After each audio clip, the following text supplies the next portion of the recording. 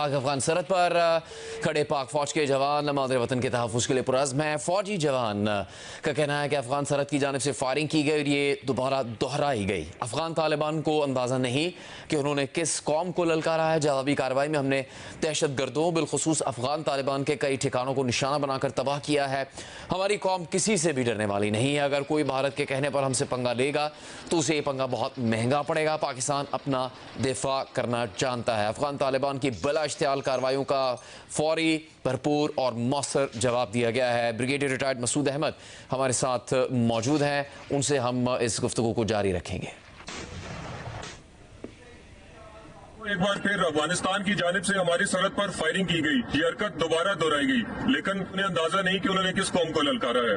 जवाबी कार्रवाई में हमने दहशत गर्दों के बिलखसूस टीटीए के मुतअद्दिद ठिकानों को निशाना बनाया और उन्हें मुकम्मल तबाह कर दिया। हमारी कौम किसी से डरने वाली नहीं। अगर कोई इंडिया के कहने पर हमसे पंगा लेगा तो वो पंगा उसे बहुत महंगा पड़ेगा। याद रखो, इंडिया ने भी हमसे पंगा लेकर देख लिया, उन्हें भी मुंह की खानी पड़ी। पाकिस्तान हमेशा अपना दफा करना जानता है और जानता रहेगा। पाकिस्तान हमेशा जिंदाबाद। रात को एक बार फिर अफगानिस्तान की जानिब से हमारी सरहद पर फायरिंग की गई। ये हरकत दोबारा दोहराई गई, लेकिन शायद उन्हें अंदाजा नहीं कि उन्होंने किस कौम को ललकारा है। जवाबी कार्रवाई में हमने दहशत गर्दों के बिलखसूस टीटीए के मुतअद्दिद ठिकानों को निशाना बनाया और उन्हें मुकम्मल तबाह कर दिया। हमारी कौम किसी से डरने वाली नहीं। अगर कोई इंडिया के कहने पर हमसे पंगा लेगा तो वो पंगा उसे बहुत महंगा पड़ेगा।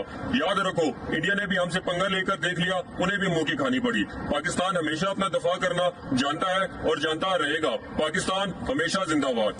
पाक फौज के जवान का ये पैगाम आपके सामने, जिसमें बताया कि अफगान सरहद की जानिब से फायरिंग की गई, ये दोबारा दोहराई गई।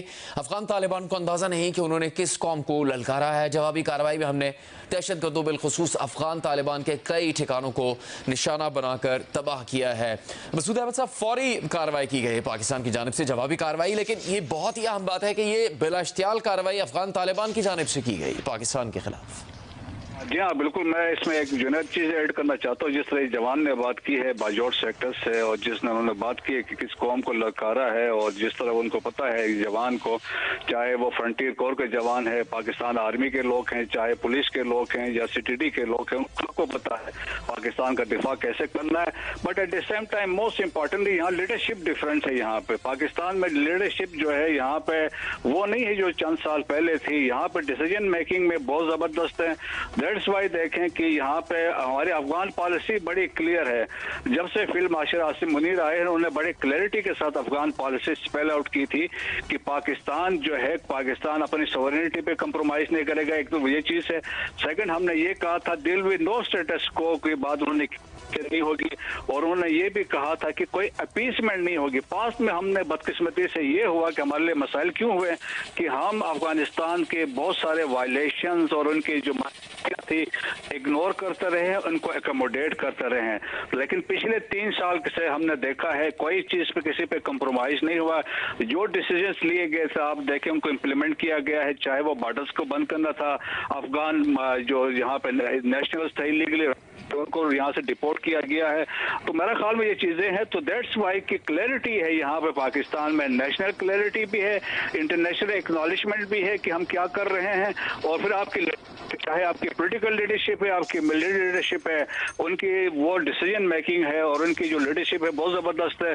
सो पाकिस्तान के अवाम को अफवाज पाकिस्तान पे बिल्कुल ट्रस्ट रख है।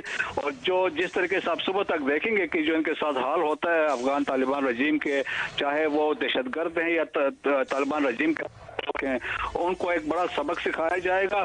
देखें कि उन्होंने वायलेशन की है और पाकिस्तान में जारियत करने की कोशिश की है, और जिस तरीके से उन्होंने की चतराल में की और अरंदू में, और उससे लेकर नीचे की तरफ आए हैं, और इसके बाद मोहम्मद वाली साइड में, बाजौर वाली साइड में, फिर इसके बाद नॉर्थ वजीरिस्तान, साउथ वजीरिस्तान वाली साइड में, कुरम वाली साइड में, वहाँ पे उन्होंने कोशिश की है।